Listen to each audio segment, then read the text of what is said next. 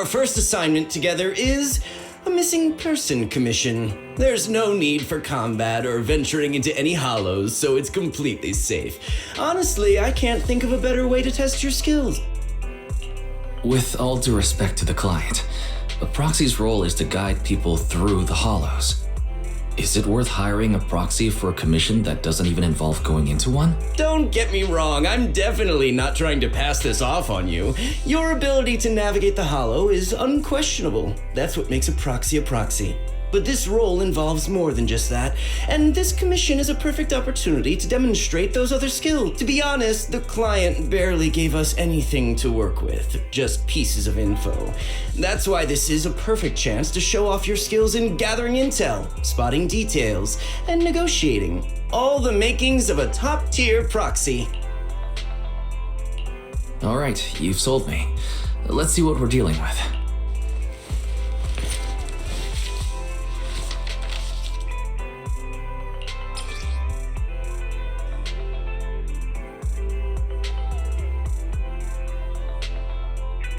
The client has only provided us with these 3 clues. All we know is that the woman in the photo is your target. Wait, just a photo? That's barely a clue. No name, no background, not even her usual haunts. And what's up with the harmonica and the sheet music? The client doesn't seem to have any more info, though it's possible they just don't want to share. But the client did mention if you get stuck, you should try playing the sheet music with the harmonica. Well then, I'll leave this commission in your capable hands. Keep me in the loop if you make any breakthroughs. Just ping me on Knock Knock. Finding someone with just a photo and a melody. That's like searching for a needle in a haystack. Got any ideas, Wise? Maybe we should check Port Elpis. Women with their eyes covered aren't exactly that common. Remember when we visited the sea a while back? I think we saw someone who fit that description. Remember? You were in a bad mood, so we went to the sea to clear our heads. We even bought some fries, but you got distracted by a woman passing by with her eyes covered, and the seagull took the fries right out of your hand. Now that you mention it, yeah, I remember. She did look a lot like the woman in the photo. And I was just curious, all right? She stood out. How was I supposed to know the seagulls there were so aggressive? Anyway, it's an unexpected lead. Let's check out the port and see if we can dig anything up.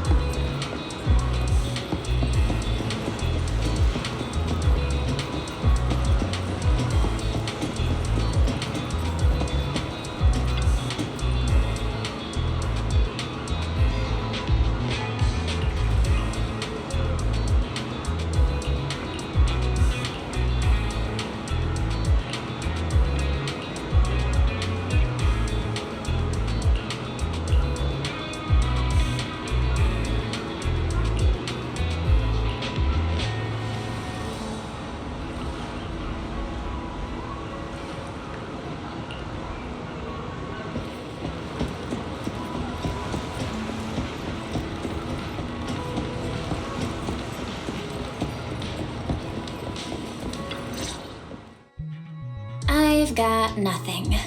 How about you, Wise? Looks like this isn't something that can be solved with a quick trip to the port. But since we're here, how about we try playing the harmonica? I'm not sure what good it'll do, but if it doesn't work, we'll just buy some fries and head back home. I agree. Playing the harmonica and buying fries, both are officially your job now. I guess there's no saying no to you. Fine. But just so you know, I'm not good at it. So don't blame me if it sounds terrible.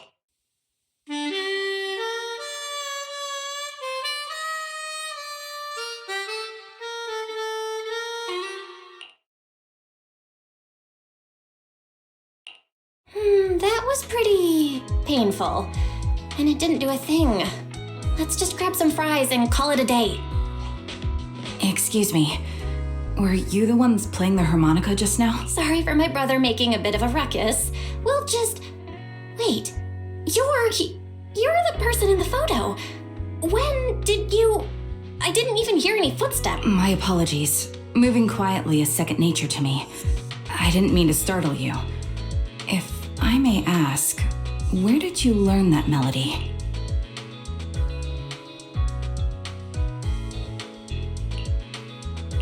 Actually, we're proxies. The song was given to us by our client. We didn't expect it to help us find you. Our client is looking for you, you see. Why don't we discuss the details somewhere else? I see. Please lead the way.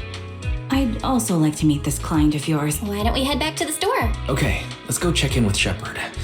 Oh, I almost forgot. Your name is... My real name. I haven't used that in a long time, but I do have a code name. You can call me Charon.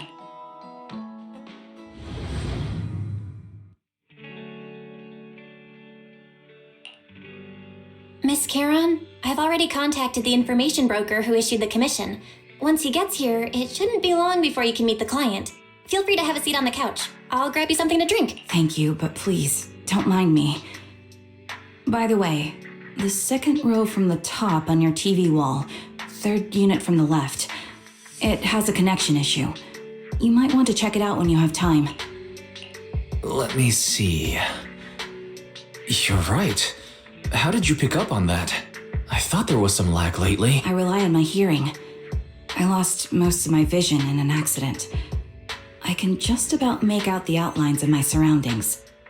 To move around like an average citizen, I've trained my other senses to be extremely sharp. I heard a faint buzzing sound. By moving around the room and noticing the change in sound, I was able to pinpoint the location of the faulty TV. Sorry. I hope my question didn't seem rude. No need to apologize. Vision isn't the only way to perceive the world. As proxies, you two should know that better than most. Anything that can be seen with your eyes can never be considered a secret.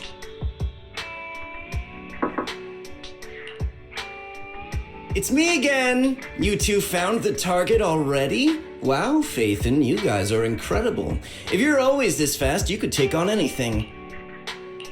I didn't expect things to move so quickly either, but it's nothing, really. By the way, didn't the client come with you? Charon here would like to meet them. Where to start? It's great that you were able to find the woman in the photo, but there's a new problem. I can't get in touch with the client anymore. There's been no reply from his Knock Knock account since yesterday. I brushed it off at first, but there's still no reply today. Just when I thought he might have skipped town, his account suddenly sent me a location, the edge of a hollow. Who sends something like that in normal circumstances? From the edge of a hollow? That seems strange. And with no other word from the client. Either way, I'll keep trying to reach the client. I hope he's alright. Let's stay in touch for now. We won't be wrapping up this commission for a while. Sorry, but I overheard your conversation. Could you share that location with me? If I investigate the hollow, I might pick up some clues. You're Miss Charon? No offense, but the hollow isn't somewhere just anyone can waltz into. Without a carrot or combat personnel, it's a death trap. You should wait. I'm a soldier. I served with the Eridu Defense Force under the Chrysoberyl Division.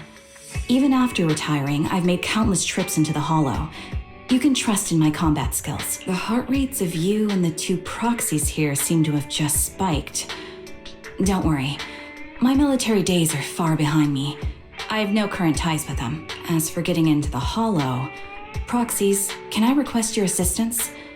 I don't know anyone else who could guide me. I'll pay the commission fee as best I can. If you don't want to be involved, that's fine. I'll think of something. We're just as eager to find the client. After all, no client, no payment. Besides, if we said no, you'd still head into the Hollow alone, wouldn't you? How did you know? So I was right.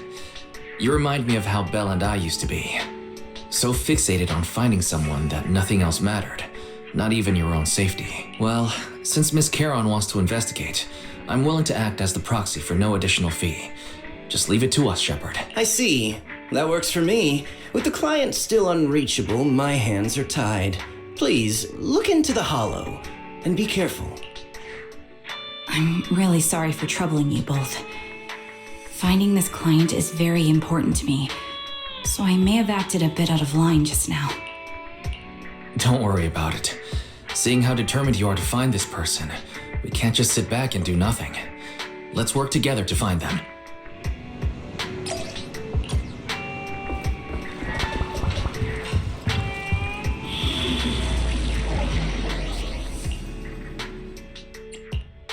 Ready and waiting. We fighting? Standing by. I'll protect you from Number 0, Anby.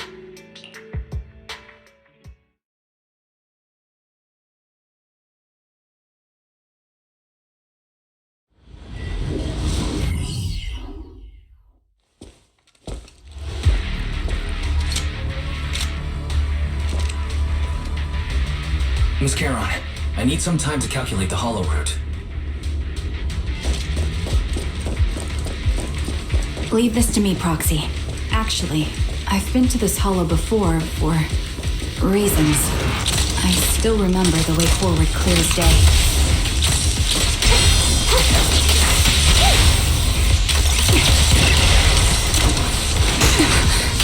Oh, why don't you wait just a little longer? Calculating a path doesn't take that long.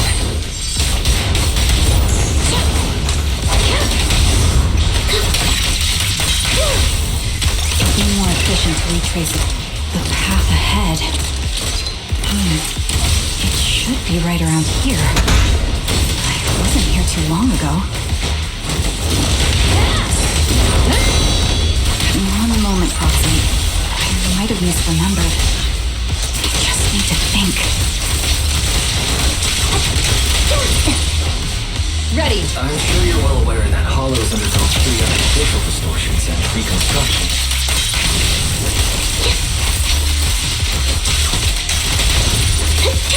Outbound. I'll pierce right through. That's why each time we enter, we need the most up-to-date carrot.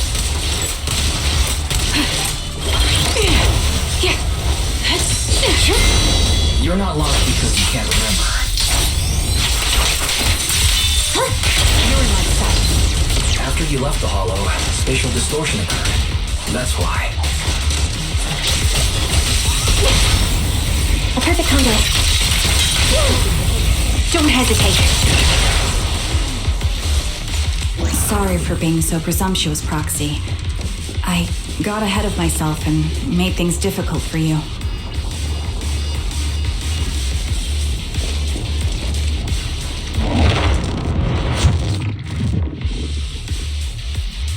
By the way, Miss Charon, how are you so fluid when you move and fight?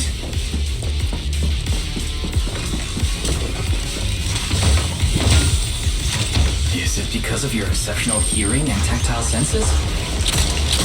Ether vision activate. That's one part of it. In fact, my eyes gained some unique abilities as they changed. Show no mercy. I can't see most things clearly, but I'm able to detect the etheric fluctuations of nearby humans, ethereals, and other objects.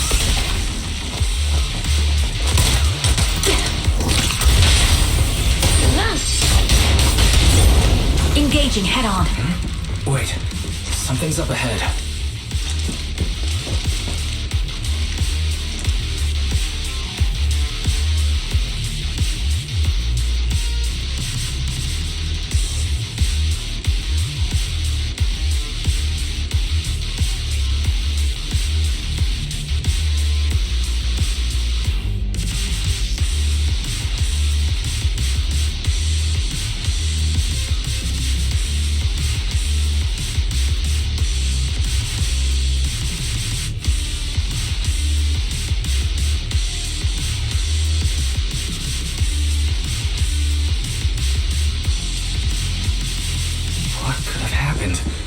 Who did this? Given the depth of the wound and the caliber of the bullet, The surrounding ether levels have increased significantly. What's going on? Mind the blind spots. Roger that. Yeah. Hold on. Let me find what's causing the ether level increase. Up ahead, there are multiple devices leaking ether non-stop.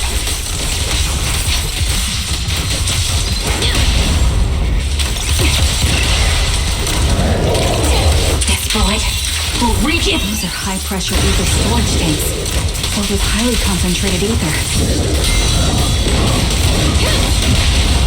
Flip the switch. Hit the core. As soon as the valve is opened, the ether will flow out at a fixed rate.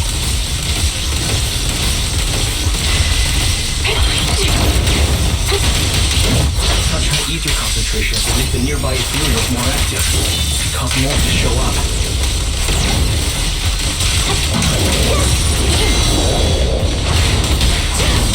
Pierce right through. Charon, it'll be dangerous if we keep moving forward. Amy! Show no mercy. Understood. These storage tanks are high-risk items manufactured by military-industrial companies. They're rare, even on the black market.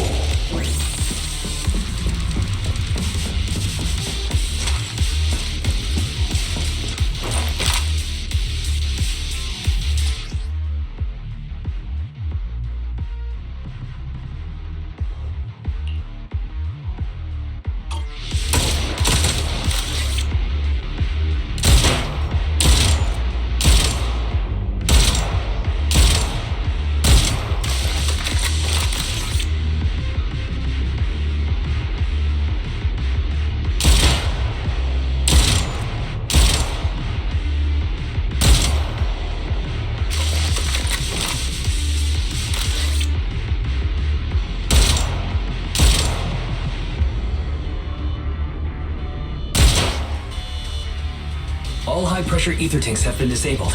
We can keep moving.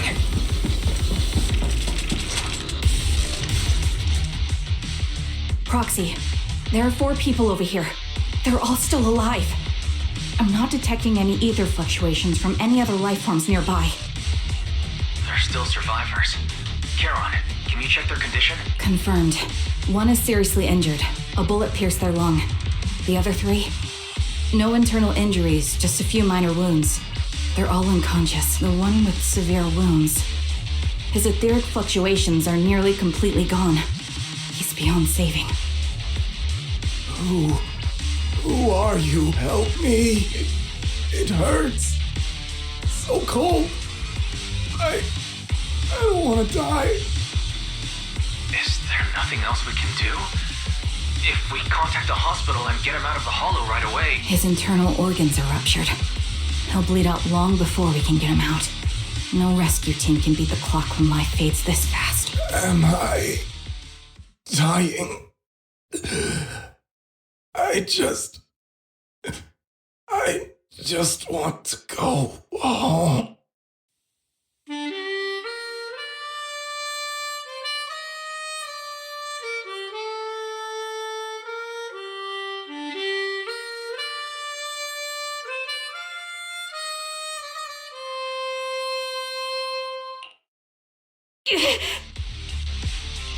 Are you alright? Did you get hurt fighting earlier? I'm fine, don't worry about me. As I mentioned before, these eyes of mine have their uses, but they bring just as much inconvenience. The rejection reaction you saw just now is one of them, staring into death. It's not something I handle well. My head. Where am I? Who are you people? I remember now. There was a madman, a lunatic who tied me up and dragged me into the hollow. You're not. I'm not the lunatic you're talking about. Can you stand? There are 2 more unconscious survivors here. If you can, help us carry one of them. Let's get out of here together. Leave? We can leave this place? What about that lunatic who shot at me from the shadows? Looks like the person behind this has already left. Charon, let's get the survivors out of here. Follow me.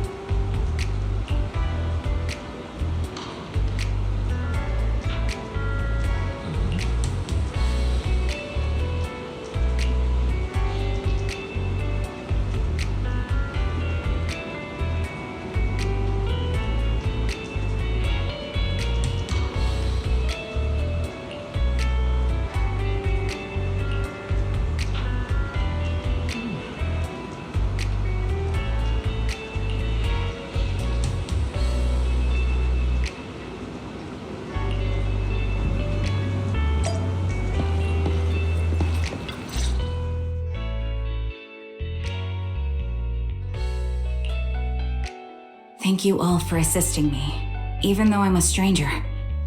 You've given me valuable information. It's the least we can do after you saved our lives. If there's anything else you want to ask, go right ahead. I do have some questions left to ask. Before that, could the three of you introduce yourselves? I'd like to see if there's a pattern to how the killer chose their targets. I'll go first. My name's Zoe. I used to be a soldier in the Defense Force, but now I'm just working a regular desk job at a private company. Don't let that fool you, though. I've earned my stripes. I'm Jesse, currently working as an internet information broker. I'm still pretty new at it, though, so I can't think of any reason someone would target me. My turn? I'm Erin. I was also in the Defense Force, but now I'm unemployed. Actually, I have a question for you all. Did you see my friend when you were in the Hollow? She's about my height with shoulder-length blonde hair and a mole under her eye. We were kidnapped together, but I can't find her anywhere now. If I'm not mistaken, we didn't come across anyone like that in the Hollow, among both the survivors or the bodies. It's all right. I'll keep looking. I hope she's okay. We were always inseparable. We even planned to visit Scott Outpost together for Remembrance Day. I never thought something like this would happen. Remembrance Day? What's that? As the name suggests, it's a day organized by the Defense Force for the families of deceased soldiers and veterans. People gather to mourn their loved ones who died in the fall of the old capital and find comfort in each other's company. I didn't know the Defense Force did that. Huh. Maybe I should go check it out. If I can't find her anywhere else, I'll head to Remember and Stay Alone. Maybe she'll show up there. Was your missing friend also a member of the Defense Force? Yes, she and I were in the same squad. Obsidian Division's Cartis squad. This sounds like a series of murders targeting the Defense Force. But then, Jesse wasn't with the Defense Force. No, you're probably not far off. Jesse claims to have been up front, but he neglected to mention he was once part of the Defense Force. Right, Jesse? Well, that's... I just don't like bringing up my past in the Defense Force. It's not like I'm trying to hide it. They're just memories from my time there that I'd rather forget. I was part of Obsidian Division's Knock Squad. That's the absolute truth. I was also in the Obsidian Division, Impera Squad. I don't know who those who died in the Hollow were, but it seems the killer really is targeting members of the Defense Force. Wait a second. If I remember correctly, during the fall of the old capital, didn't our 3 squads work together on a mission outside Hollow Zero? We did? I don't really remember. I have a vague memory of it, but there were so many people on the mission, I don't remember your face. Thank you all for the information. I'm starting to see a pattern in the killer's choice of targets. But there's something else I need to ask. I came to this hollow because someone I'm searching for sent me its location. And that person was likely being held by the killer as well. Did you happen to see anyone else?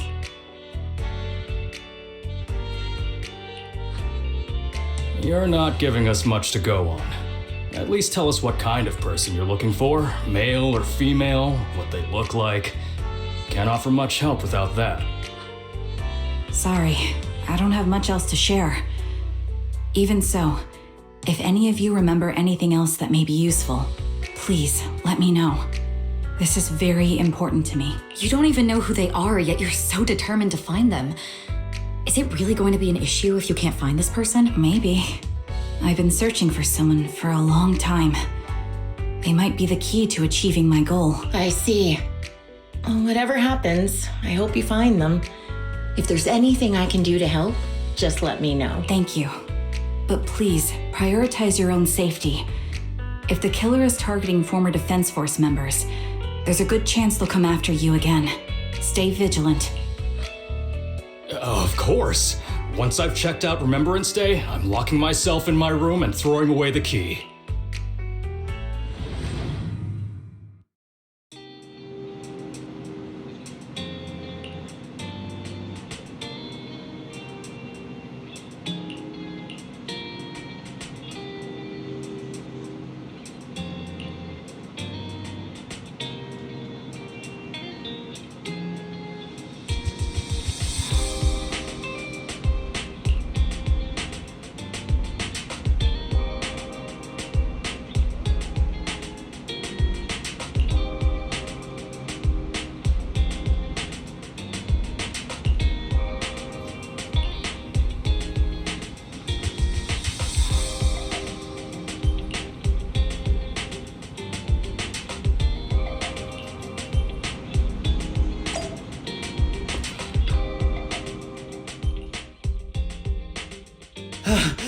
Phaethon, you've already been to the Hollow and made it back safely? Did you run all the way here? Do you need a moment? We've already been to the Hollow, but unfortunately, we haven't found the client yet. I'm fine. Did you find any clues there? There are traces left behind. Signs of a kidnapping. It's very likely the client was involved. That's right.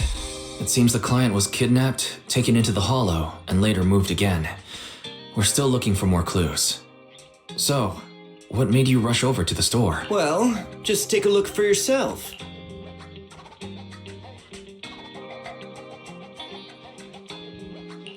I checked a map of New Eridu.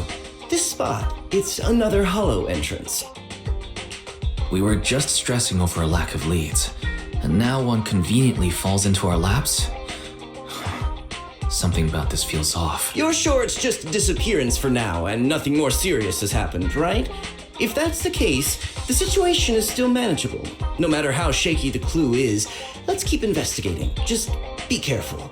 Any casualties and this will become something beyond our control.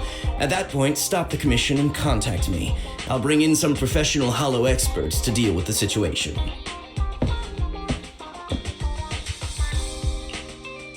Thank you for not revealing what really happened to that information broker. Don't mention it, but why keep secrets? From a practical standpoint, wouldn't calling for backup have been the safer move? The killer is a sniper who has no qualms about taking lives. Judging by the victim's injuries, it's clear they know how to deal a fatal blow and how to inflict pain without causing death. Most Hollow Raiders lack experience dealing with snipers. If they encounter the killer, it's likely to end in a difficult fight, or worse, casualties. And besides, asking for help from others would only delay the search. The client is at risk right now, so I think we should follow the clues and enter the Hollow as soon as possible to ensure their safety. I may have kept it from Shepard, but I have to admit, it's too dangerous. That location message seems cagey. It could be a trap to lure us in. I understand, I really do. But what if we're late and something happens to the client? Why is the client so important to you, Charon? Would you be willing to tell us? Are you so set on finding them because they're connected to the person you've been looking for? The client's true identity might be the very person I've been looking for. And if not, they most certainly have some vital information. Since leaving the military, I've spent years searching for my missing teammates. They were more than just comrades who trusted me with their lives. To me, someone raised as an orphan. They were family. I've scoured countless hollows and every corner of New Eridu to find them, but I've never found a single lead. Until I met you and heard that melody on the harmonica. It's called Homecoming. My squad leader composed it. Only our squad knew it. And yet that client of yours not only knows the song, but also gave you the sheet music. Please, Proxy. This client is the only lead I have left. I'm certain my teammates are still alive. If this trail goes cold, I don't know when I'll get another chance to reunite with them.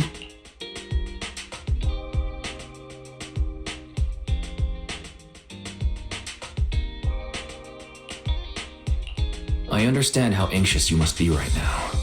We can help you, but we really need to be careful this time. Thank you, Proxy. I feel much better knowing I have your support. You can trust me. I'll protect you if the killer is really waiting for us in the Hollow. We'll make it out in one piece.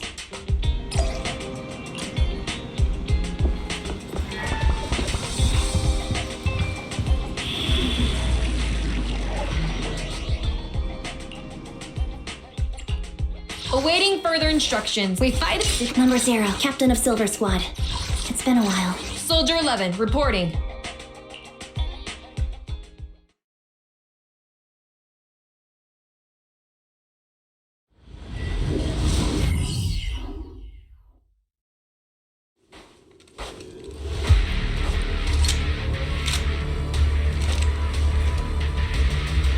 Looks like there's something here. Is this a communicator? Proxy, look at this. A communicator left right at the Hollow's entrance. Why is there a communicator here? It doesn't look like it was left behind randomly. There's hardly any dust on its surface, which means it was only placed here recently. It looks like someone wants us to use it. Oh, such decisiveness. Following random location info without even thinking twice. I'm glad, Sniper of Liar Squad. Liar Squad? What's that? More importantly, who are you? Sniper. Or should I say Charon now? Haven't you shared your past with our dear Proxy? If introductions aren't your strong suit, I'd be happy to show you how. You can call me Grim Vulture, the one behind this string of murders. You see, I've been working my way down a list, crossing off names. And now, Charon of Liar Squad, your name is next. Looks like you've done your homework on me. Just because my presence interfered with your plan, you've decided to take me out for good? I thought you were just going to be another obstacle in my way. And now, with you in my sights, this must be some kind of destiny. I'm not sure what you're referring to, but I'm looking for someone. Given that you're waiting at the hollow entrance they shared, I'm guessing you have them. If you hand them over, perhaps we can make a deal.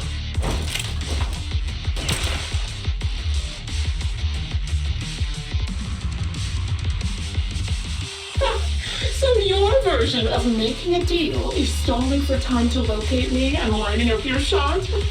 Can't say I'm surprised. After all, that's exactly what I plan to do too. You seem to have rather unique eyes, but you'll never get the chance to hit me.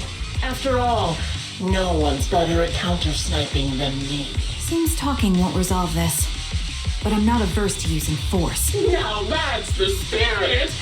If you're looking for someone, why not search the hollow for clues?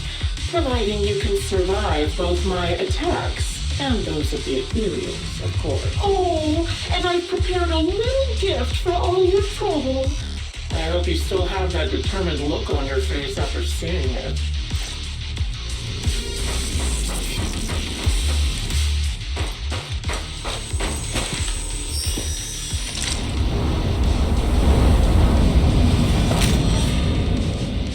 Watch out for Grim Vulture taking shots from afar.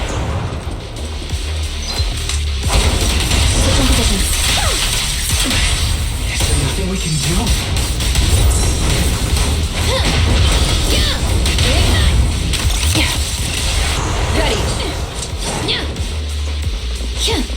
Roger. I found a box.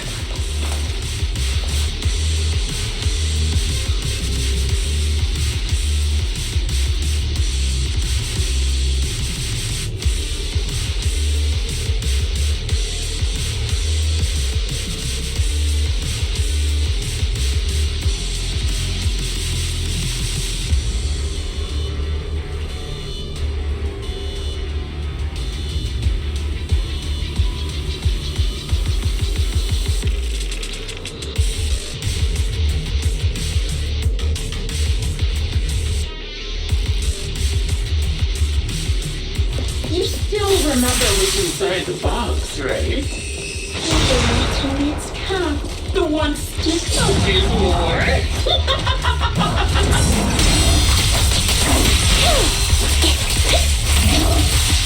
Curious as to how he died. He took his own life. No, it wasn't much different from being off by ethereals.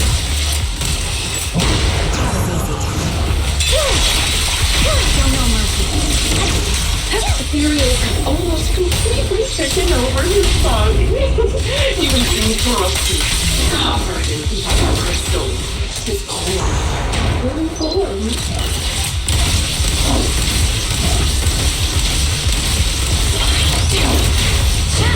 Copy. He didn't want to become happy. So he raised the cannon he was oh so proud of, with just one last shell inside.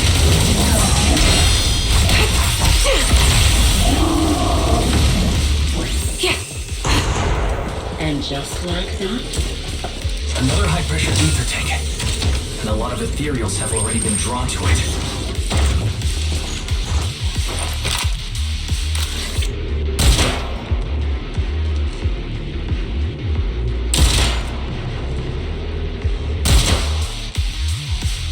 We did it, Proxy. Let's keep moving.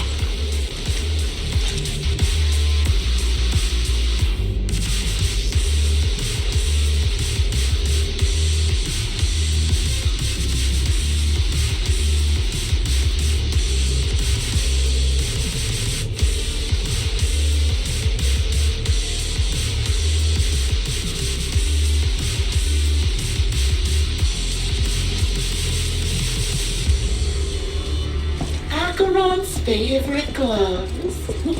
It wasn't easy getting my hands on them. Ether vision activate. As expected of such a famous, beautiful commander, even her gloves so stylish.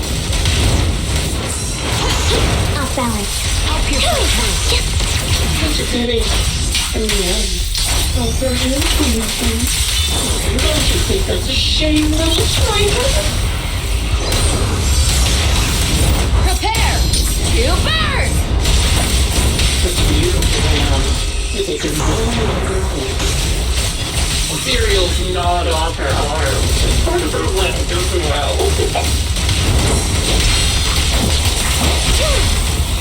Quick shot! Target confirmed. She still has some backbone. She's so tall, even in death. Think for wind. It's just as I thought. She died from multiple attacks. Even the most skilled will wither without protection. Wind recharge? I think I'm telling the truth or a lie this time. How long do you intend to keep up this game of cat and mouse?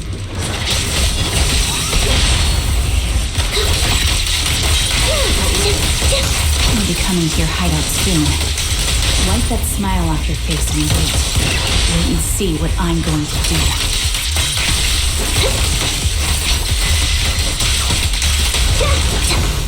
Leave it to me, Anby.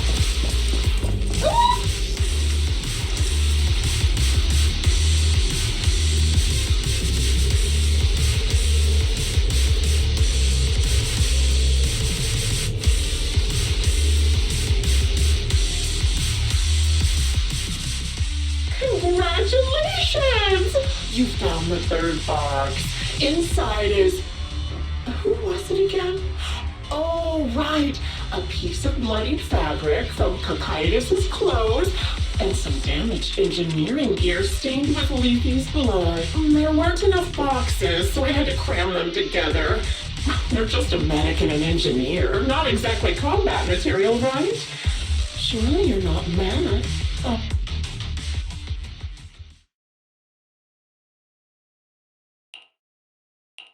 That's enough.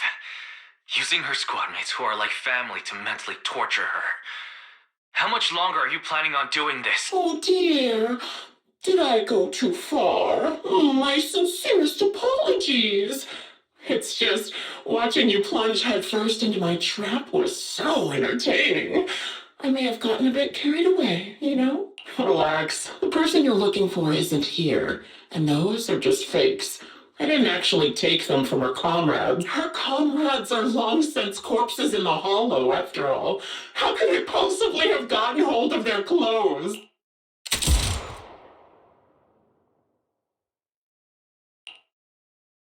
A decisive strike to be sure. But as I've already said, your awareness, sight, and experience mean nothing in front of a more skilled sniper. I didn't expect to kill you so easily. There was a subtle change in your ether fluctuations the moment I fired. That was all I needed. You knowing my past makes me feel sick. But after seeing that you're just a coward who feels fear from another's killing intent, it doesn't bother me as much anymore. Coward, you say? How fascinating. You were little more than a hollow shell before. But now that you've bared your teeth, you've started looking somewhat respectable. I know your composure is nothing more than a facade. You've never truly faced the weight of your comrades' deaths, have you? I bet your mind is now filled with their dying scream. We both believe her squad is still alive. You can stop with the lies. Why are you so fixated on Charon? Just because she used to serve in the defense force? She has nothing to do with your target. Nothing to do with it. Then why don't you go ask her about it? What surprises me more is you actually believe her teammates are still alive. Don't tell me she dragged you into all this danger without telling you anything. Shut up. If she won't tell you, I will. Those so-called alive squad mates of hers went missing during the fall of the old capital. I'm sure you know exactly what that means. When the old capital fell, countless Defense Force soldiers were either killed by ethereals or became them. The surviving soldiers, struggling to defend themselves, never had the opportunity to carry their comrades' bodies out of Hollow Zero. Obviously, her squad mates, the members of Liar Squad, were among the dead. But since their bodies were never found, she insists they're still alive. Even going as far as to deceive her own proxy. It's laughable. I didn't lie to the proxy. They're alive. I have proof. Someone like you could never understand. I could never understand? Huh. You think it's hard to understand your childish thought process? If you really have solid proof, why not tell me? Come on, let's hear it. My eyes. I lost nearly 90% of my vision during the fall of the old capital. But in return, I gained the ability to see what others can't. Every second of every day for years, I've seen my squad mates. Not as fleeting shadows, but vivid and lifelike. They've never disappeared, they're alive, waiting for me to find them. Why else would I have been given these eyes? That's your proof? Did you hear that? Proxy hiding in the bamboo. She spent years chasing after people who couldn't possibly exist. All because of some ghostly vision. You'd rather believe those visions of your teammates are real-time projections than accept that they're dead.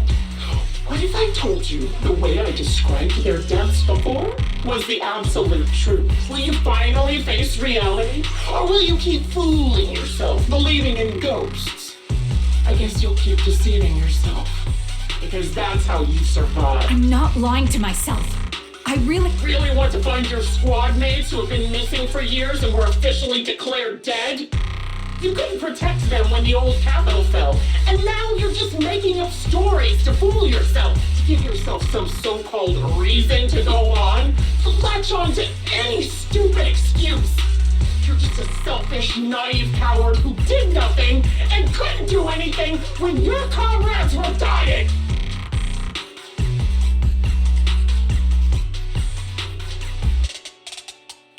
Giving up already?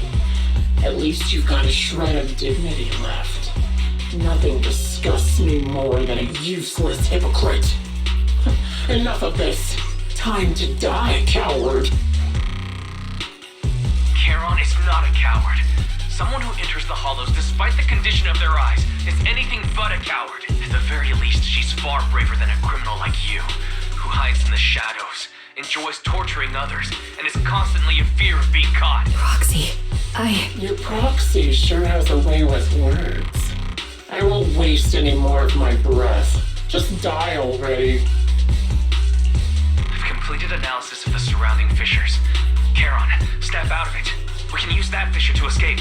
Fissures? Where did you... Still trying to play...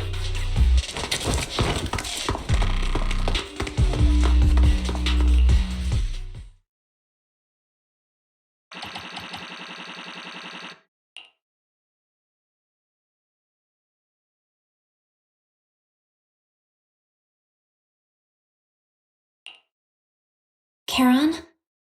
Do you want some hot cocoa? I'm sure you're exhausted after such a tough fight.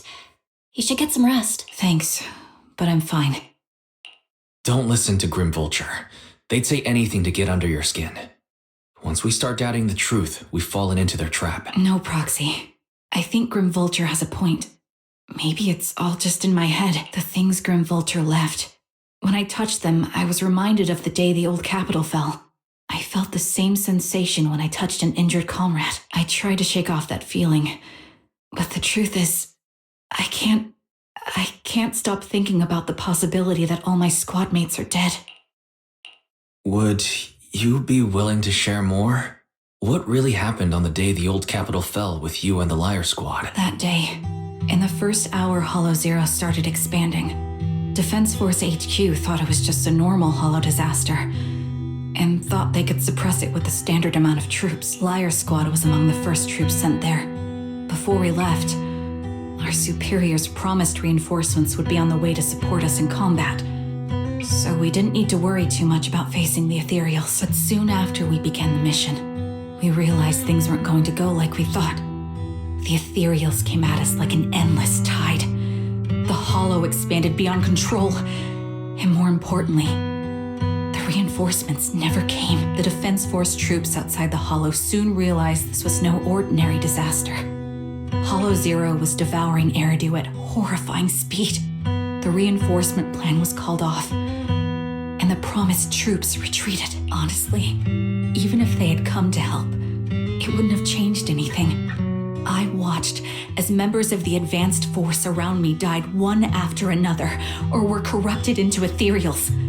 Our squad slowly lost the strength to maintain formation. I was a weak point in our formation. An ether shot fired by an ethereal hit my eyes, corrupting them. Because of that and several other wounds, I shortly lost consciousness.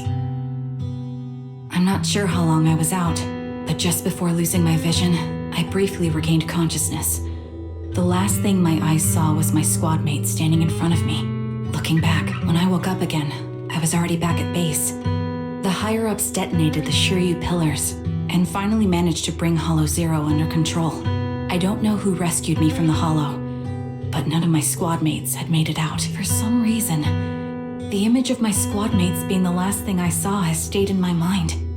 It must be some kind of sign. A sign that they're still alive. Don't you think? They must have continued fighting after I fell unconscious, eventually getting lost in some hollow and losing contact with the main force, left to wander between the various hollows of New Eridu. That must have been what happened, right? The Defense Force? Civilians? No one believes me. So I decided to find them myself. The reason behind these eyes, it's got to be to guide me to finding them still alive. Am I wrong, Proxy? Are these eyes pointless? I knew that's what you thought. Interpreting what my eyes see as proof my squad mates are still alive is just wishful thinking. But if they're really gone, why would I have been given these eyes, which bring nothing but pain, if they're truly no longer alive? How can I apologize to them in person? Tell them I'm sorry. Sorry for being so weak. Sorry that I failed to protect them. Their faces are all so blurry. I can't see their expressions. I can't even bear to look at them. If their final look at me was filled with resentment and disappointment, I wouldn't know how to handle it.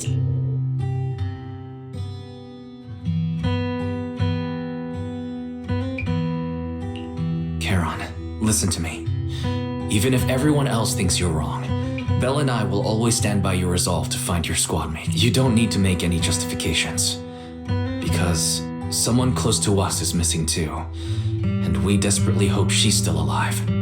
Even if the whole world doesn't understand, we will never give up. But I also think, being consumed by this obsession, unable to move forward, that's not what those who matter to us would want. That's right. Charon, you're a very kind person. Maybe that's why you feel responsible for protecting everyone and regret when you can't do enough. But you don't have to carry it all on your own. Yeah, you can trust us to have your back. We're certain that Grim Vulture hasn't killed the client yet. As long as we have a lead, there's still hope, and we'll be your support. Your will and determination shouldn't be dismissed. No matter how things turn out, we'll stand by your side, and we'll face it together. Proxy, thank you. I feel better now. At the very least, I want to keep investigating. I'm not just going to stop here. Sorry to disturb you at this hour. Did you go investigate that new hollow? How's it going? Oh, never mind. The client just shared a new location with me on Knock Knock. They're pretty eager, huh? Which hollow is it this time? No, it's not a hollow. If I'm reading this right, this location is Scott Outpost. Scott Outpost? Isn't that managed by the Defense Force and White Star Institute? What's Grim Vulture up to? It's Remembrance Day. Don't you recall what Aaron said before? They're holding an event right now, and the place will be open to the public. So they're not trying to lure us into a hollow this time. What's the deal? Are they trying to taunt us? Whether it's a provocation or a trap, I'm not missing any chance to face Grim Vulture.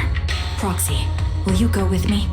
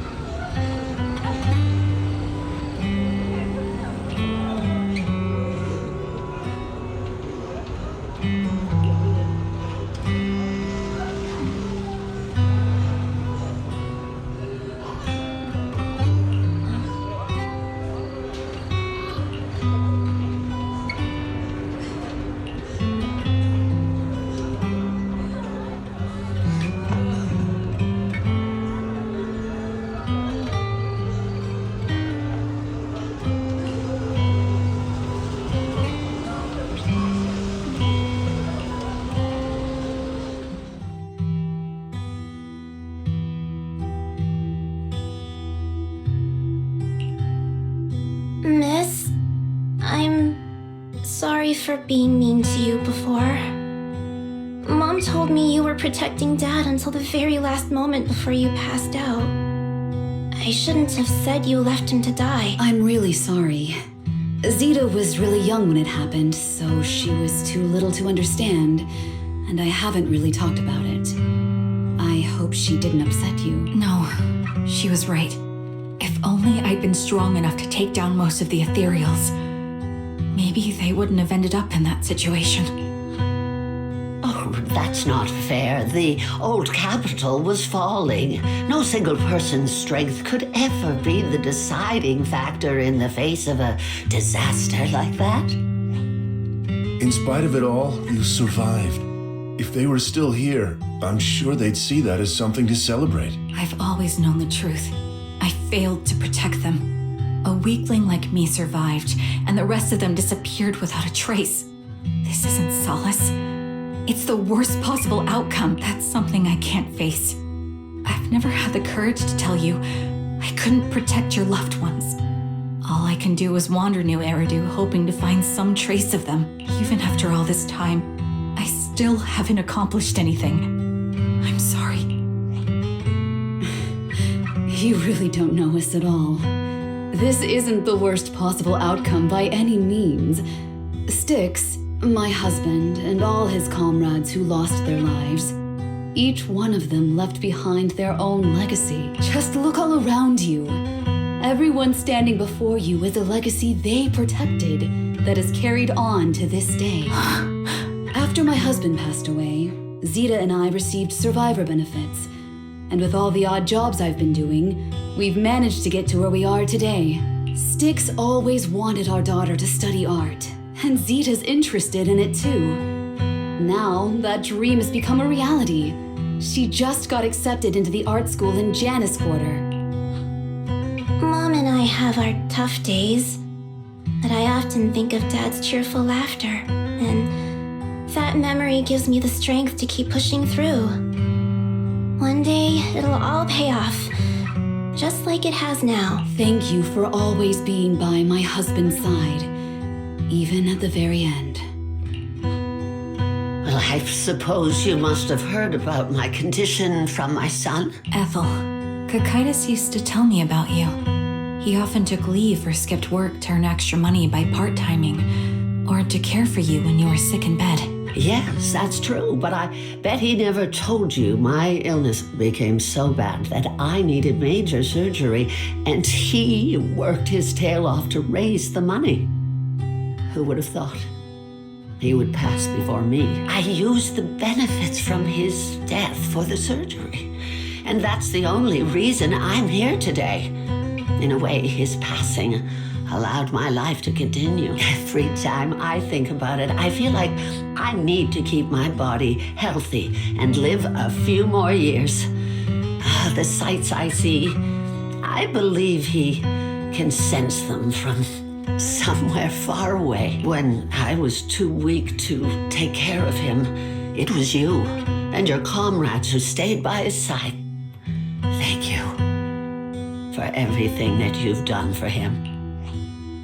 As for me, well, I'm currently working as a fashion designer. A fashion designer? Is that because of Charon? It is. I'm sure you remember how much she loved beautiful things.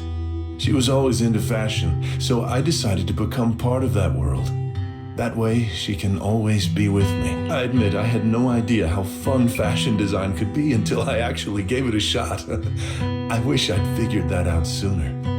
We would have had so much more to talk about. Anyway, I'm planning to start my own fashion brand next year. She used to say that after retiring from the army, she wanted to pursue fashion design. I really want to carry on her dream. It feels like my life's purpose. You know, she used to talk about you when she came home for the holidays, how your rivalry pushed her to keep improving. So, thank you. I'm proud of my sister, and I'm proud of you, too. As you can see, all of us have made it to this day, carrying the will of those we loved. So please don't say they left nothing behind. They've always been a part of every pain and joy we've experienced over the years. Please remember, everything and everyone in New Eridu is only here today because you all risked your lives in battle. Thank you. Thank you, everyone. It's been wonderful to hear about how you're all doing and to listen to these words. I'm so glad I decided to come here on Remembrance Day. Speaking of which, I wasn't expecting to see any of you. What brings you here today? I could ask you the same thing, Ethel. Last time I asked, you said you weren't coming. I only came because I suddenly got a DM from Nathan. He said he really wanted me to be here. I'm here because of Nathan's message, too. He was pretty insistent, so I thought he'd be here. But I've been looking around for a while now. I still haven't seen him. So it's the same for all of us. I responded to his message, but he never wrote back. Isn't that strange? Sorry, but who's this Nathan you're talking about? Nathan is Lethe's younger brother. Frankly, out of all of us, he's probably the one who wants to see you the most. He used to be part of the Defense Force himself, and... The day the old capital fell, his squad was responsible for supporting the forces that had already entered the Hollow, which included all of you. He's told us that story so many times.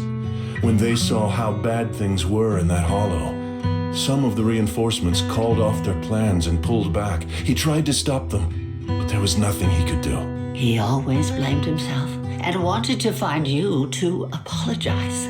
But the truth is, the reinforcements retreating was inevitable. Shortly after their retreat, headquarters issued the official order. We all lost someone in that disaster.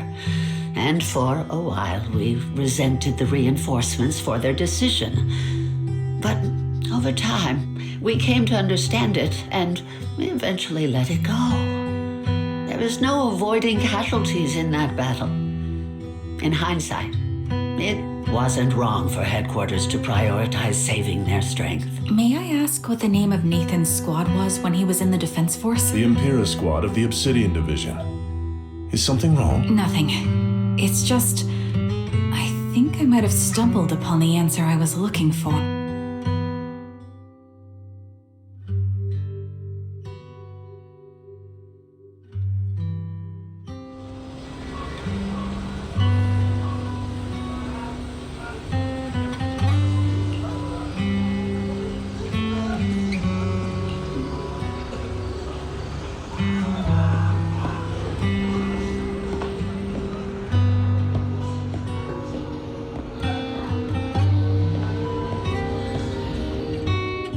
Is that Zoe on the podium?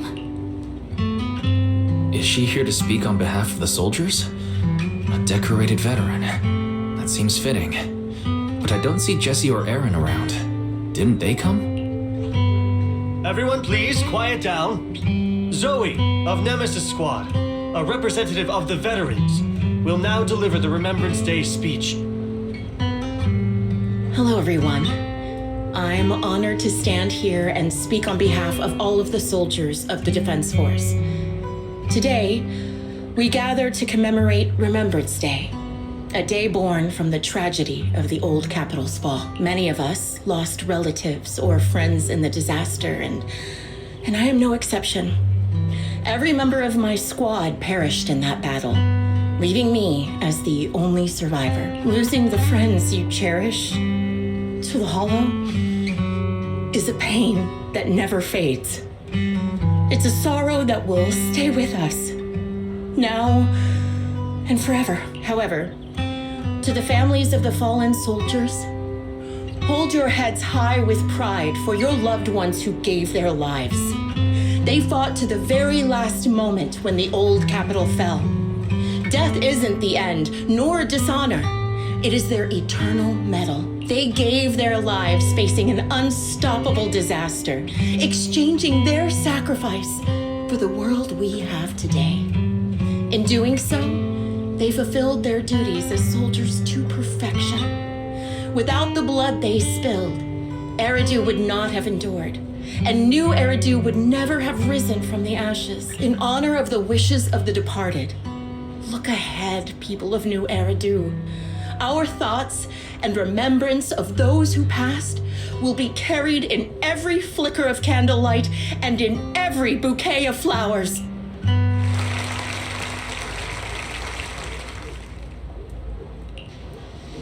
My speech was meant to end here, but since you all seem quite engaged, please allow me to share a little more. The reason you all agree with what I've said is because it offers a way to step away from the pain. That's what the living do. They seek ways to ease the weight of others' deaths so they can find a way to start over. This is the new Eridu of today. A huge disaster consumed the old capital, and the people who survived it keep saying things like, treasure the moment and start fresh to numb themselves, hoping to forget the nightmare. No one talks about the soldiers who gave their lives in Hollow Zero. No one asks why they had to die. The brave gave their lives battling the ethereal onslaught, while the weak survived. This is New Eridu, built by weaklings. Its order founded upon their way of thinking. Your applause makes me realize you all accept this logic. Each of you had loved ones who sacrificed their lives in the fall of the old capital. And now, you're thankful that someone has encouraged you to move on from them. What meaning does the sacrifice of those who died have if you all choose to forget? Have you never thought about why your own loved ones had to die? And why no one is responsible for their deaths? Miss Zoe, there's not much time left. Open your eyes! I'm speaking to those who have lost loved ones. If death is the medal for the fallen, then pain is the cross the living must bear. If you fear its weight and run from the suffering, the soldiers will never find peace in their eternal rest. To tear the wound open once again, so you'll never forget the searing pain. That's the real meaning of Remembrance Day.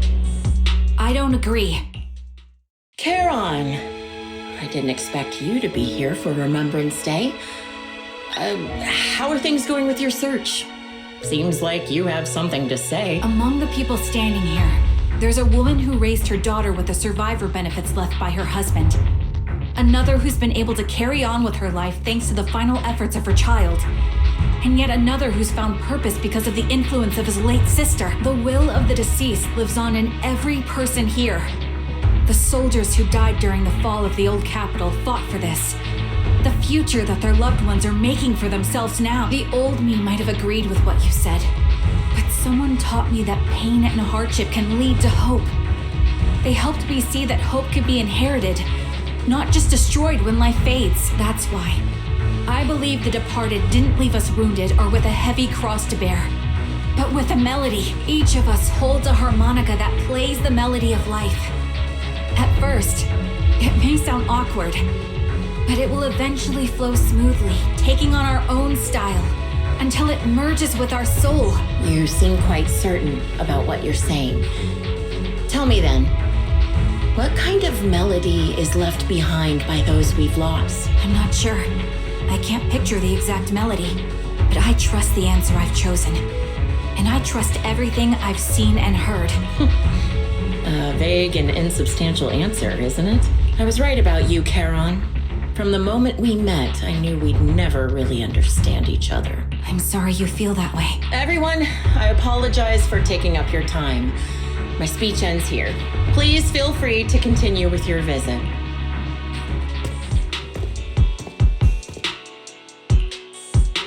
What do you think, Proxy? Her demeanor and what she said earlier. Something was clearly off. I have a bad feeling. You mean about her real identity, right? Looks like we're on the same page. Shielded by her identity as a decorated soldier, she seemed pretty confident that we wouldn't confront her directly on military ground, like at the outpost. She arrived so brazenly and left without a care. If I'm right about this, she'll be trying to contact us again in no time.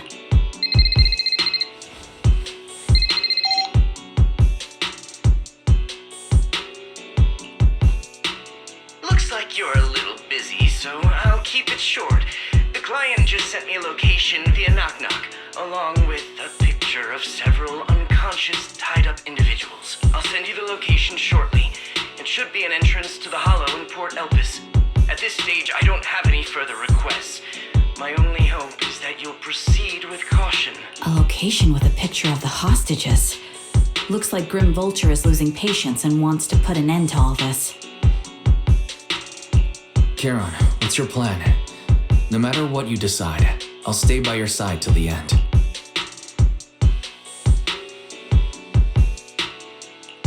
I've made up my mind. Proxy, please accept my official commission. Help me venture into the depths of the Hollow to rescue the client and any other hostages. It's time to put an end to this. It's up to me to stop Grim Vulture. Stop her from crushing everything in front of her with that heavy cross.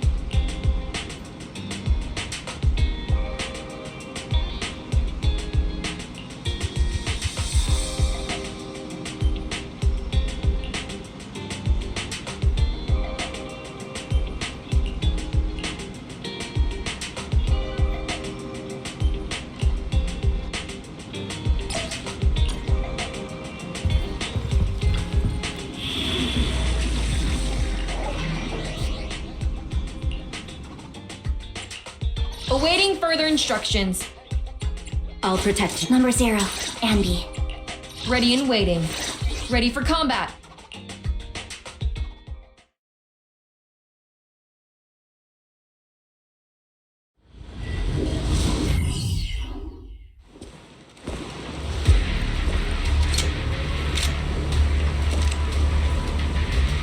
Charon, look! Another communicator. Another communicator. It's a bad habit for a sniper to be so talkative. Oh, really? I think it's rather good for my mental health to witness in real time how my target becomes desperate and gives up their struggles. Do you really still need to disguise your voice? I thought you didn't want to hide anymore, Zoe. You're right. Seems there's no need for secrecy anymore. I, Zoe, the sniper known as Grim Vulture of Nemesis Squad, send you my regards. Zoe. No. Grim Vulture. You, like me, were one of the advanced troops deployed to suppress Hollow Zero right after the fall of the old capital, right? Noct, Cartes, and Impera Squad. So far, all the victims have been members of these squads. They were initially supposed to enter the Hollow to reinforce the advanced troops. Nemesis, your squad, lacking reinforcements, lost everyone except you in the fall of the old capital. You blamed their deaths on the absence of reinforcements and sought revenge on them. That's my conclusion, just like me. The fall of the old capital left you entirely alone. A sniper, the sole survivor, a mere pawn abandoned by the military. Don't you think we're very much alike? The Impera squad member, Nathan, the one you're searching for, he pleaded with me to let him go when I was about to kill him, saying he had to see you no matter what. That's how you caught my attention. I let him live to get all sorts of information on you. I was so curious about you that I even set a trap, disguising myself as a victim to get closer to you. It turned out we share the same story. We even got the same PTSD symptoms. After all these years, we still see images of our teammates before they died. It's impossible to erase them from our minds. It's just, you use ridiculous fantasies to numb yourself, chasing after illusions of your squad mates. While I can't afford to be as naive as you. One night, when I was overwhelmed with the unbearable images of my comrades' deaths, vomiting and crying, I finally realized the meaning behind their appearance before me. They were pleading with me, pleading for vengeance against those who abandoned us, begging me to destroy the repulsive, hypocritical new order of New Eridu. So, I carried on their will. I began kidnapping targets and sniping them in the hollow, watching as they became corrupted and died in despair. You really think this is what they'd want? What else? Would they want me to be like you, playing at a game of finding my missing squad mates, accepting their deaths when I'm done playing, and then forgiving the very enemy who killed them? What a noble and virtuous gesture. Forgive on behalf of fallen comrades, coexist with New Eridu's order, and live peacefully among cowards. It's precisely because you and I are so similar that this hypocritical and cruel attitude makes it even harder for me to forgive you. After our first conversation, I was certain I must end your life myself to prove I'm right. That's exactly what I wanted to say to you, too. Because we've suffered the same hardships, I can't accept the path of destruction you've chosen. Jesse, Aaron, Nathan, the client I've been searching for, and any other targets of revenge you've set your sights on. They all feel regret and struggle over the choices they made back then, but you can't see any of that. You didn't target the higher-ups who misjudged the situation, the dangerous ethereals who killed your comrades, or the ones responsible for the fall of the old capital. Instead, you went after the easiest targets. Grim Vulture, as a sniper of the Eridu Defense Force, you have failed in your duty. To preserve the will and hope left by my comrades, I'm going to put an end to your actions right... That suits me just fine. A sniper should let the gun do the talking. Make it to the deepest part of the hollow alive, and I'll meet you with nothing but raw malice.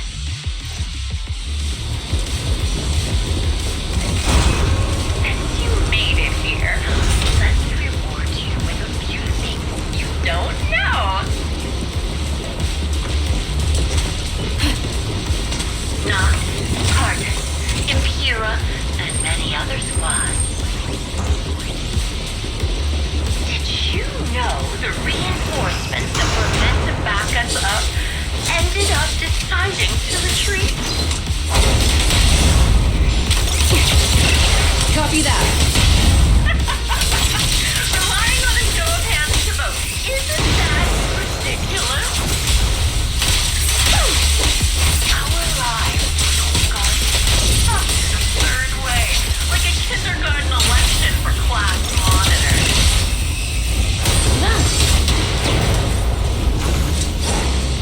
And so, when I killed them, Jesse and Aaron, do you have them too? Or are they already...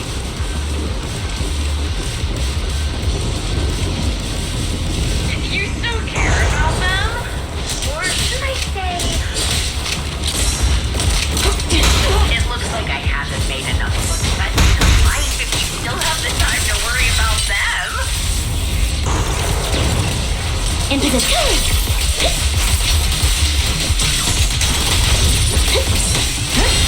Why not leave their base and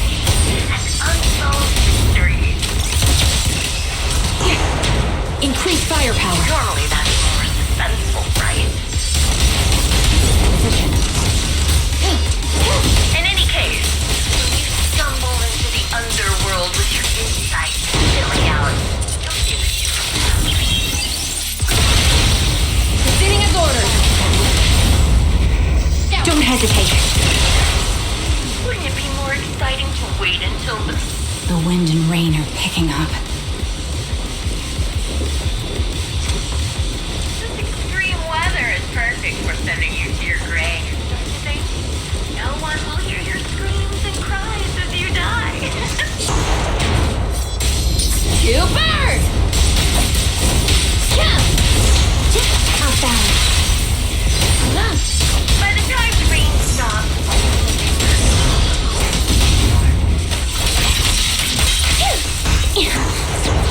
Resolve. I wonder, do you remember the weather on the day the old cabin was found?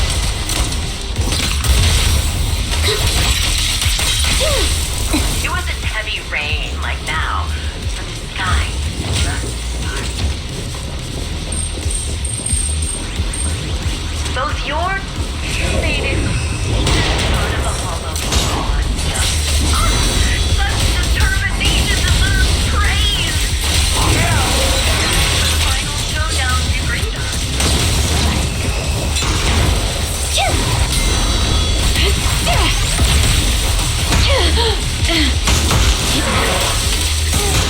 It's the only way to put it.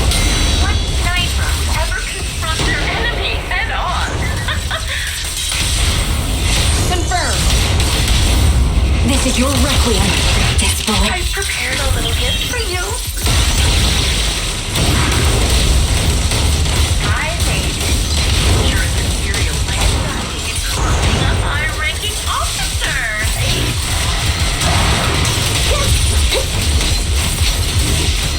It wasn't easy luring it here. You can play with it for a while. The melody of combat. As for me, I'll watch you from above, waiting for the moment. Then I'll put a bullet right through your heart. Quick shot. Maintain fire. No escape.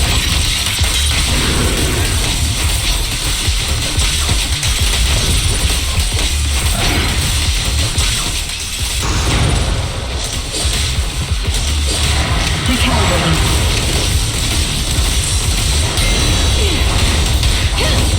Show no mercy.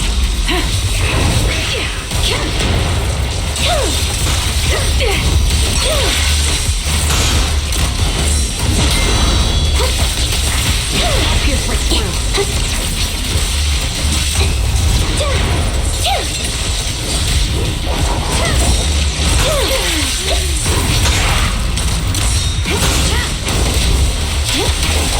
You're in my sight. Adjusting for wind. Can't catch me. Increase firepower. Time to pin them. My bullets are one with the wind.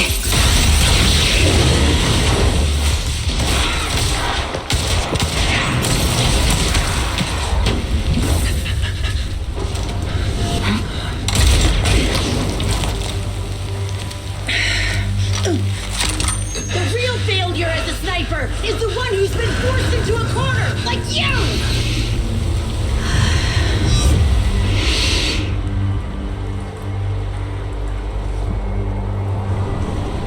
The wind. It's shifting.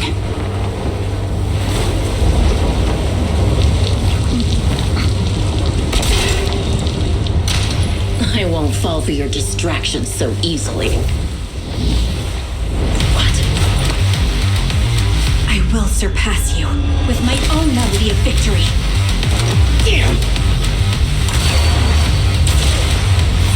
And let the wind be the opening notes.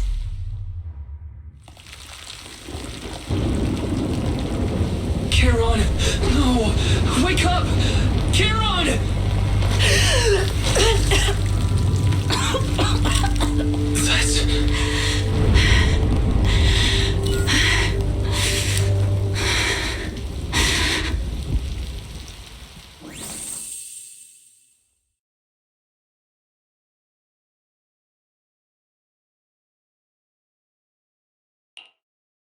Just you? Where's your friend? The proxy. The proxy went to rescue the hostages. I want to speak with you alone. A sniper should always monitor the changes to their surroundings, factoring the environment into their tactics. Being blinded by the intent to kill and failing to take this into account was your downfall. Didn't expect to be lectured by a youngster. What a disgrace. When my view was blocked, I realized you'd used the visual blind spot to reposition. So I adjusted my aim accordingly. But I still couldn't hit you. Your prediction and accuracy were spot on. I was just saved once again by this. By both this harmonica and by my former comrades. Are you trying to say that this is destiny? That it's the will of my companions guarding me? I lost to the wave of ethereals, to the military's betrayal. And now I lose to your reckless actions, driven by some ridiculous fantasy. Your fantasy, your attitude, your very existence, and the outcome of this battle. They are the greatest denial and insult to my revenge. Yet you're emitting a much calmer ether energy now. Almost as if you found relief. My vision is fading. I can't see my comrades on the brink of death anymore. My wounds are fatal. I don't feel any pain. Relief. It's not such a bad thing. Did you intend for me to kill you from the start? Let me answer that question with a story. The first time I saw you was actually during the fall of the old capital.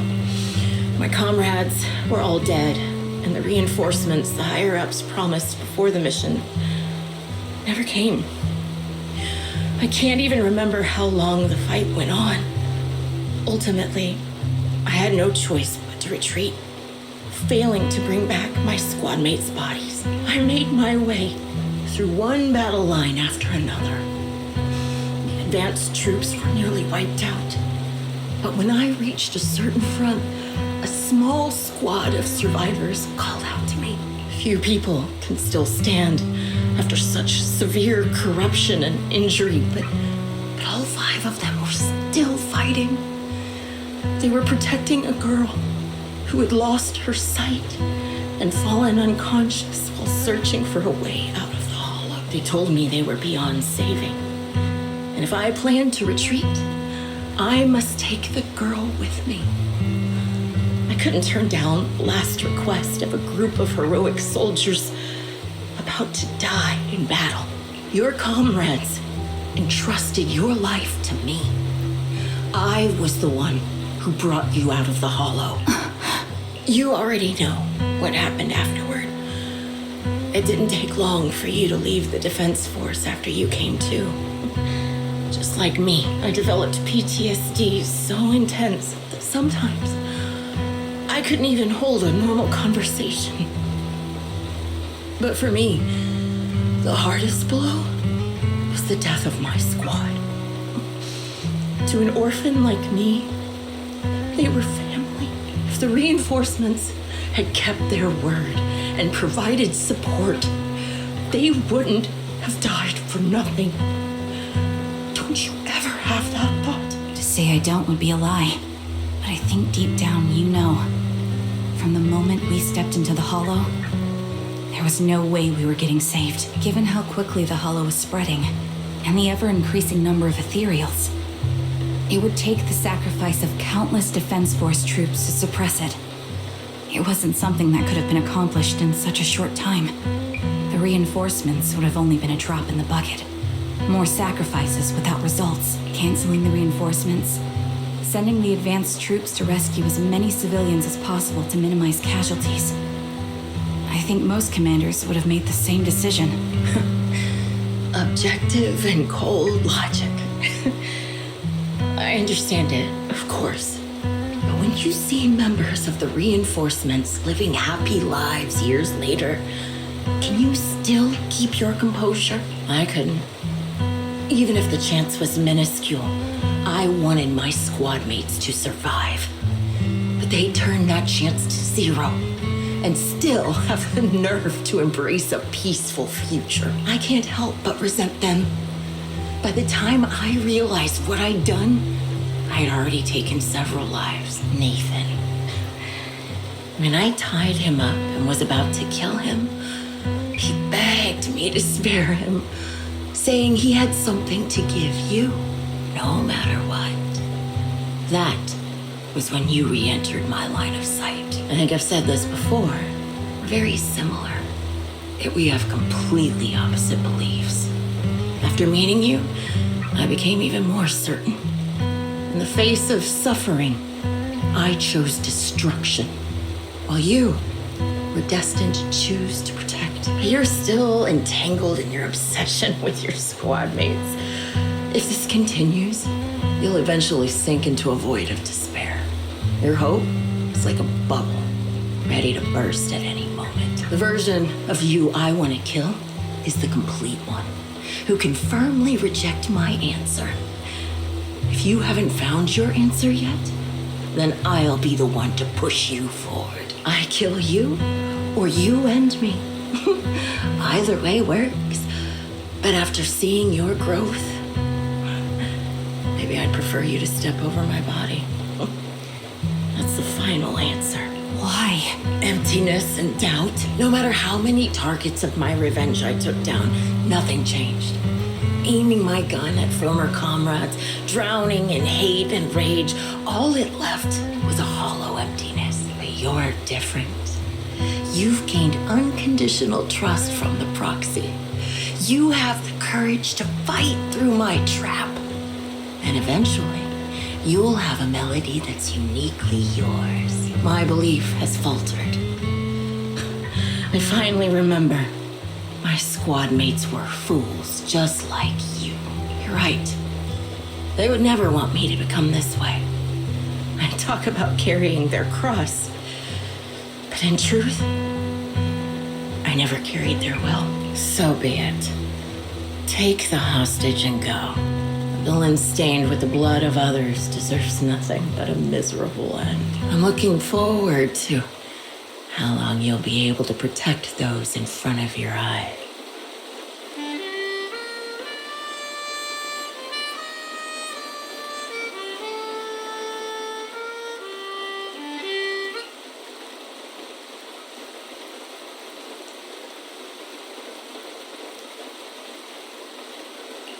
It can still be played after taking a bullet. Impressive. This is my final melody to you. No matter how miserable you've become, I'll still remember you. Remember we once shared the same path in life. But in the end, our paths diverged. Your hatred has long twisted into sin.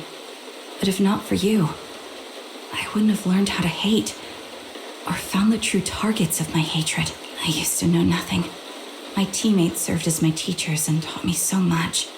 And I think you must be my final teacher. You taught me, in the most intense way, what hatred truly means.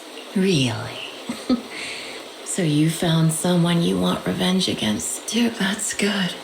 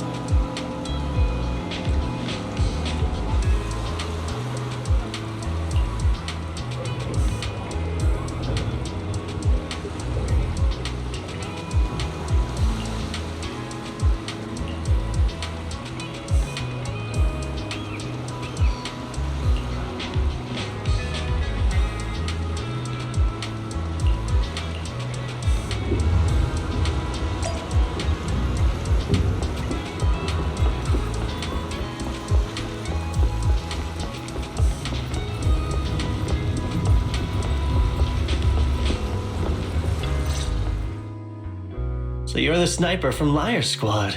It's nice to finally meet you. And you must be the one who's been searching for me.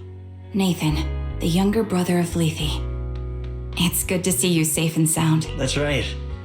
I'm sorry for causing all this trouble. I nearly cost you your life, becoming a target of a victim from the fall of the old capital. Maybe that's what I get not helping my brother and the rest of the defense force back then.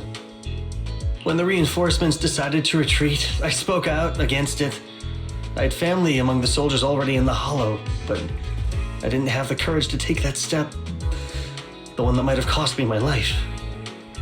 I'm sorry. You don't need to feel regret or apologize. The outcome wasn't something you could have controlled. You cared deeply for Lethe, and even today you still think of him. To someone like him, who always cherished family, that's more than enough. Thank you. I heard you've been searching for the members of Liar Squad all these years. I'm nothing compared to your determination. Thank you for everything you've done, but please stop the search. It's time for you to start living a life that's truly your own. I hate to say this as a family member, but back then, they were already... I know. You don't need to say it. I've been drowning in a fantasy of my own making for years, but it's a fantasy that kept me from falling into the abyss. Nathan, Grim Vulture told me you have something you want to give me. Is that why you commissioned someone to find me? Yes. After learning about the bond between you and your squad, I knew I couldn't live with myself if I didn't get this to you. So I got on my knees and begged Grim Vulture, even playing this recording for her, hoping it would move her, regardless of how things unfolded. What matters is that it wasn't destroyed, and I'm here, alive, to hand it to you.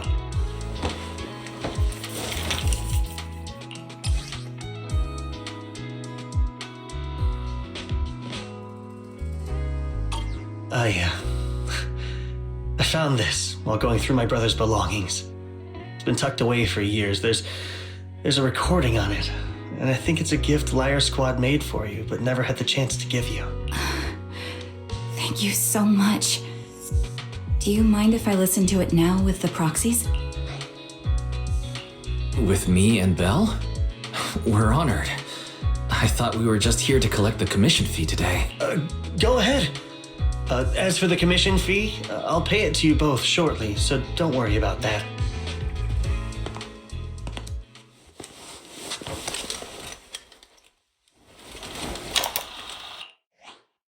Hey, hello? Alright, it's a recording. This is a message from Liar Squad for our little sniper. Everyone ready? I'll count down.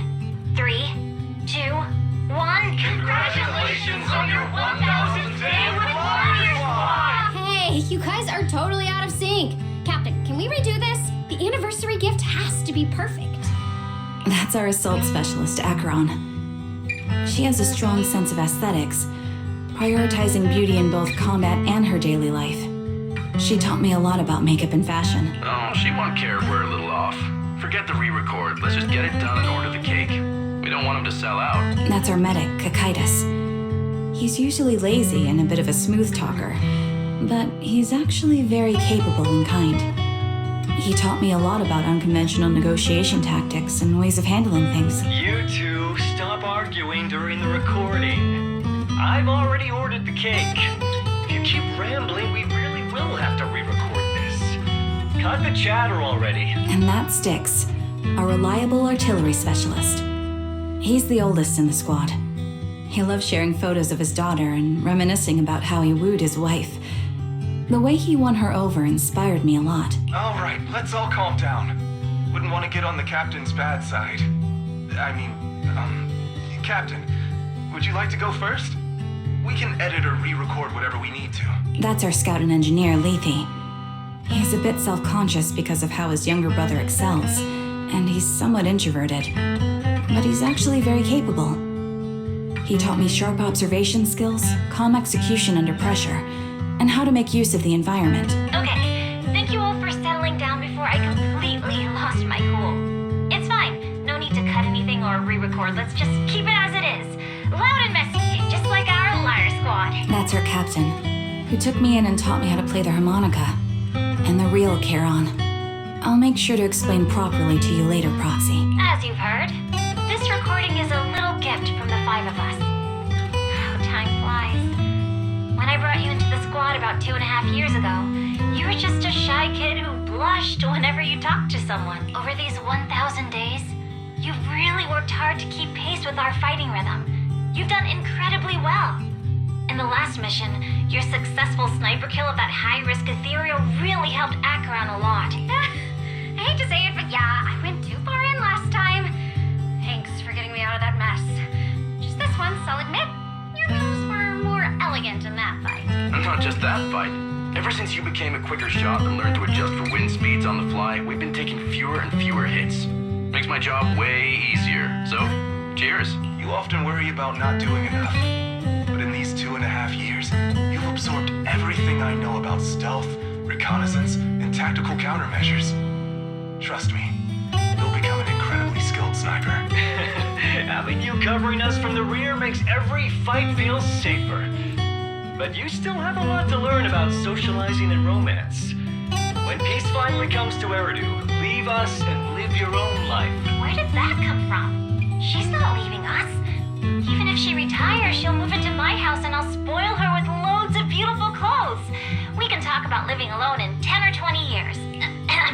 Sorry, I got carried away. Anyway, you're talented and hardworking. Over these 1,000 days, you've opened your heart to us and even encouraged us in return. Having you as a comrade is a blessing for all 5 of us. But I have to say one thing. You're always so sensitive and kind. Every time you see us get hurt, you look like you're about to break. Has our squad motto, having each other's backs, become too much of a burden for you? I get how you feel. When your squad mates trust you with their backs, your first instinct is to protect them, right? But that's not the way it should be. No one can shoulder everything alone. Don't try to carry everything on your own. Choosing to fight on the battlefield is my resolve. Feel it. Share yours with me. And when it's your turn to watch my back, I'll give my all to honor it too. As long as you fight with all your strength, there's no such thing as failing to protect something. Because your will and our will is preserved and carried on in other ways. But don't let that weigh on you. Try to trust in us, just like we trust in you, no matter what. I've struggled with that kind of thinking myself, but I eventually made my way through it. All this talk of camaraderie, of keeping each other safe, it's like a harmonica melody scoring our time together. Even when things change, our tune will go on, and that's enough. Exactly. Honestly, I'm sometimes terrified. Afraid that someday you'll blame yourself for failing to protect us and fall apart.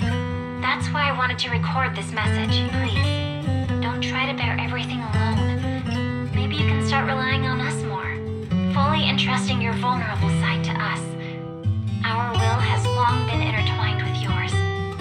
We're comrades. This is getting way too sentimental. It doesn't feel like me anymore. Anyway, we just want to see you trusting your comrades enough to share your burdens, even if it isn't us. Finally, we'd like to give you the song that's closest to us. If what we've said is hard to understand, just feel it through the music. Please, enjoy my masterpiece, Homecoming.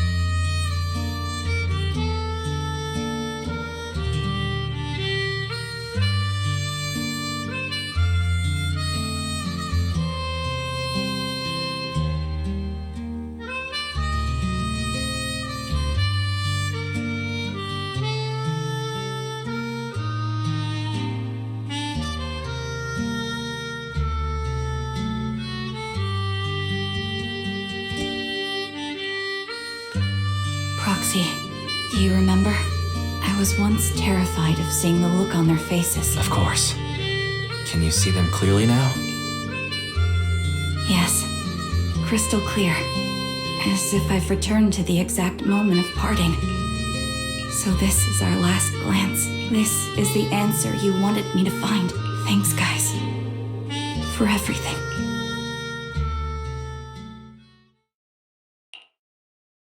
Proxies. No. Wise. Belle. I've troubled you two a lot these days with my personal affairs. Words can't describe what you've done for me. No worries. Honestly, my brother and I have been a bit lost recently. Meeting you, though, well, it feels like we've known each other forever. Doesn't it, Wise? Yeah, we've learned a lot from you too. If nothing else, spending time with you really cheered us up. Perhaps we've always shared the same resolve. Yeah. When I was trapped in self-doubt, unable to get out, I'm glad you were there with me. You're right. We've already entrusted our backs to each other as comrades, and because of that, because we are comrades, please, hear me out. Maybe you've already noticed. I'm sorry, but I've been keeping something from you. Charon isn't actually my codename. As I mentioned before, Charon was my captain's codename. When I met both of you for the first time, I didn't want to tell you my codename, because I thought someone who couldn't protect their squad mates had no right to one. So I lied. Captain Charon was an orphan like me, with no family to mourn her. I've been using her codename because I may be the last person in the world who still remembers her. But I understand now. If I want to keep moving forward, I can't keep hiding behind a lie. My true codename is... You don't have to tell me right now. Charon, at the harbor, Nathan spoke to you privately. Was he offering you a chance to return to the Defense Force? Yes. He said he still has a friend in the Defense Force who's currently forming a new squad. And if my goals align with theirs, I could consider joining them. So, what's your decision? Where will you go next? After everything that's happened, I think I do share the same goal as that friend of his in the new squad they're building. So I'll head back to the new Eridu Defense Force and keep chasing my new goal with a new team. Your new goal... Is it to look further into the fall of the old capital? Yes. My encounter with Grim Vulture has made me realize this should be the true form of my vengeance. I'll uncover the real culprits behind the old capital's fall and make them pay for their crimes. If the ferryman who leads me to the truth demands a price, I'm willing to wager my life. I have a gut feeling the masterminds will reveal themselves again soon.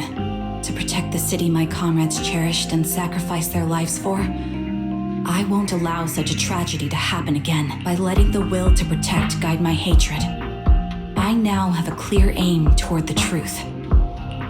That's what I thought.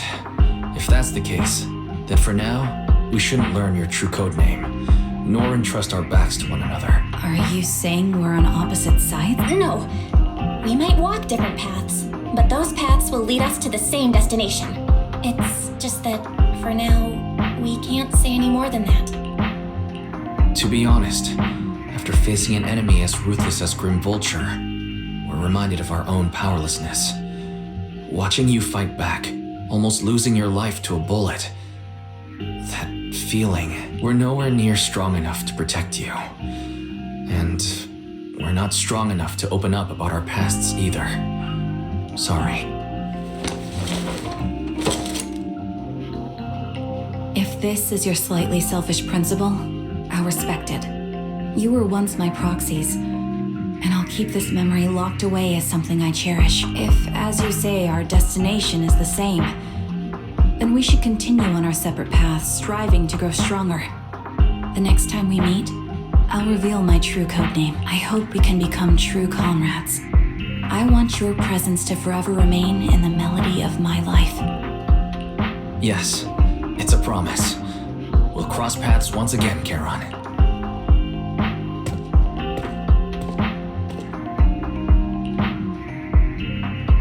Hello. I'm the sniper from the former Liar Squad of the Chrysoberyl Division, recommended by Captain Nathan, originally of the new Eridu Defense Force's Obsidian Division, Impera Squad. Yeah, I heard about you from my superior. You're the one who dealt with the serial murders targeting the Defense Force, right? Well, the new Eridu Defense Force is ready to welcome you back. Let me confirm a few details before taking you to base. Which squad are you applying to join?